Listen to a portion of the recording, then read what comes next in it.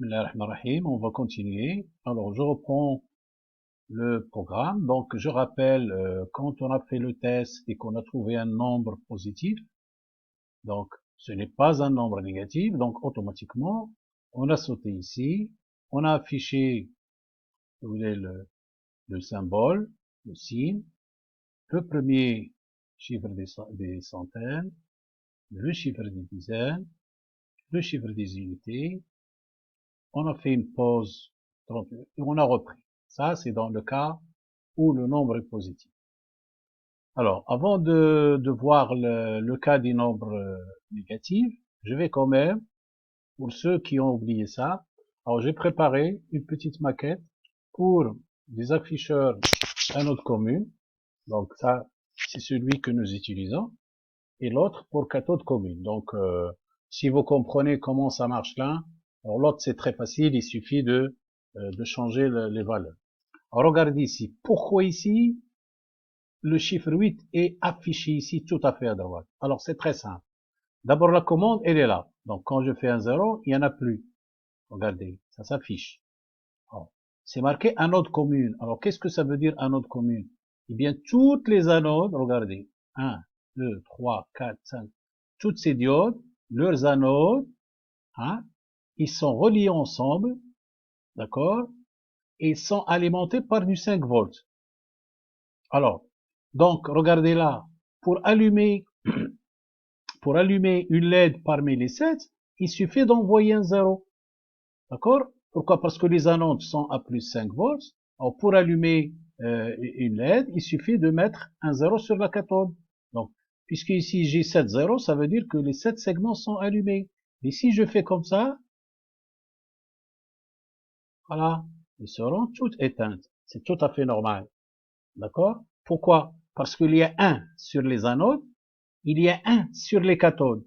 Donc, une diode qui a du 5 volts sur l'anode et du 5 volts sur la cathode, eh bien, automatiquement, le courant ne passe pas, elle s'éteint. D'accord? Alors, je commence par le 0. Voilà. Donc, ici, il faut mettre toutes les cathodes à 0, comme je fais ici. Et voilà. Donc, si je fais comme ça, vous voyez, c'est éteint. Pourquoi? Parce que je coupe la tension. D'accord? Alors, quand je me déplace de l'un à l'un, donc, je fais comme ça, je passe à la deuxième. Comme ça, comme ça. Vous voyez, donc ici, il y a, mais ça se fait très rapidement, d'où le nom de multiplexage. D'accord? Voilà donc pour le, alors, par exemple, pour les allumer ensemble, donc nous, qu'est-ce qu'on fait? Euh, je sors le code, par exemple, le code d'un chiffre.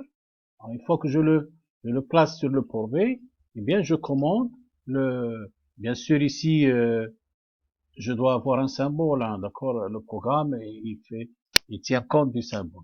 Voilà, vous avez compris, donc c'est ça. Alors, par exemple, là, si je veux allumer le chiffre 0, c'est très simple, il suffit de mettre un 1 sur ce segment.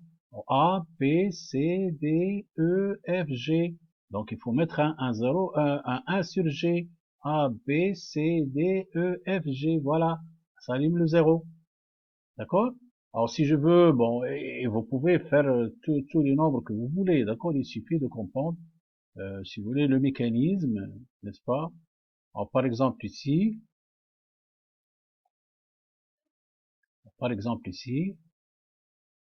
voilà, je peux, bon, ça, je le laisse, etc.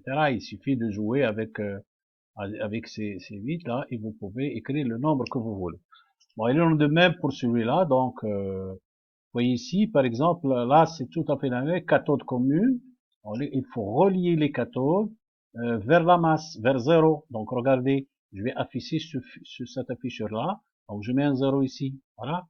Et pourquoi il y a le 7? Parce que segment A égale 1, le voilà. Segment B égale 1, le voilà. Segment C égale 1. OK? Alors, si je vais afficher, par exemple, un 8, eh bien, il suffit d'allumer tous les segments. Voilà. OK? Alors, pour les déplacer, c'est simple. Voilà. Vous voyez? Et ainsi de suite. Etc. Voilà donc pour ce cas simple. Alors, je vais retourner au programme. Alors, nous allons voir maintenant le cas où le nombre est négatif. Alors, quand le nombre affiché est négatif, eh bien, qu'est-ce qu'on va faire? Ici, on va reprendre ce que je vous ai montré. Alors, donc, on prend la valeur de température. Alors, par exemple, la valeur affichée. On la complémente. Vous voyez, ça c'est le symbole tilde, ça veut dire complémenter. Et quand je le complémente, je fais un et avec oui 1. 1 pour le premier F, 1. Comment? C'est pour faire un filtre, pour être sûr que avec ce et logique, ça veut dire que je vais récupérer la valeur de temp. D'accord?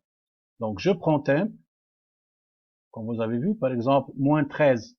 Ben, je connais 13. Pour obtenir moins 13, tout simplement, il suffit de faire le complément. Voilà. Le filtrer, si vous voulez, et ajouter un 1. Donc ça, tout ça, c'est ce qu'on appelle le calcul du complément de. Ben, c'est tout. Alors, tandis que maintenant, résultat 1 des centaines, des dizaines et des unités, il se fait exactement de la même façon que les températures positives. Alors, une fois ceci fait, eh bien, signal va être égal à 11. Et 11, comme on l'a vu tout à l'heure, eh bien, c'est, si vous voulez, c'est le code hexadécimal du signe moins. Alors, une fois que je fais ça, eh bien, je fais la même chose pour afficher la température négative. Voilà, donc, j'espère que vous avez compris. Donc, ce n'est pas difficile du tout. OK? Alors, il est évident que on aurait pu, par exemple, changer si vous voulez, cet afficheur, cet segment par un simple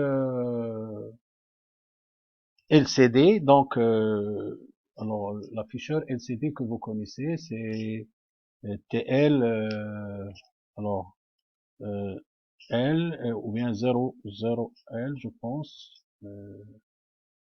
Bien tout simplement. Alors on va essayer de le chercher. Je l'ai pas en tête.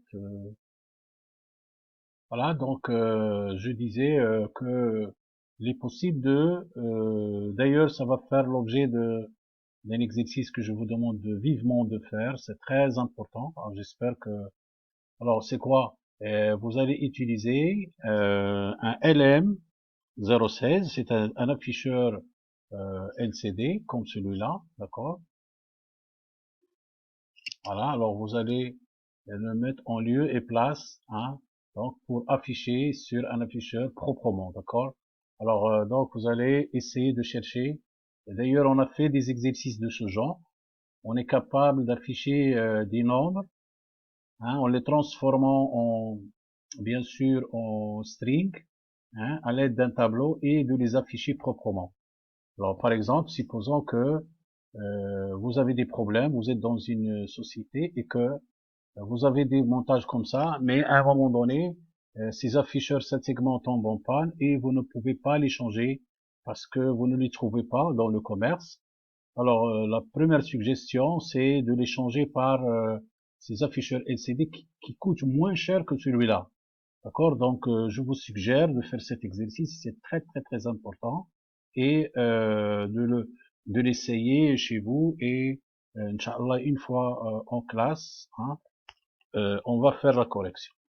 Voilà, je vous remercie pour votre patience et j'espère que ce cours nous a donné l'occasion de voir pas mal de choses. Alors je récapitule, donc on a vu des ifs, on a vu des tableaux, on a vu aussi comment, si vous voulez, faire des divisions entières et des divisions modulo, n'est-ce pas? Et puis on a revu un petit peu le protocole I2C. Et on sait maintenant comment communiquer avec si vous voulez, des circuits qui utilisent ce protocole, et en particulier l'utilisation si vous voulez, de ce debugger. Donc c'était une occasion pour savoir comment ça marche. Voilà, donc c'est pas mal. Alors merci de votre attention et à la prochaine vidéo du prochain cours, Inch'Allah. Bye.